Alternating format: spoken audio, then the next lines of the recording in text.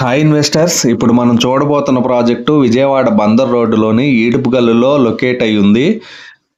చూశారు కదా, temple theme park కూడా చాలా చక్కగా ఇచ్చారు. అలాగే పిల్లల కోసం అవెంజర్స్ పార్క్, ఇక్కడ పిల్లలు చాలా ఎక్సలెంట్గా వాళ్ళ టైంని స్పెండ్ చేయటం కోసం సపరేట్గా థీమ్ పార్క్ని ప్రొవైడ్ చేశారు.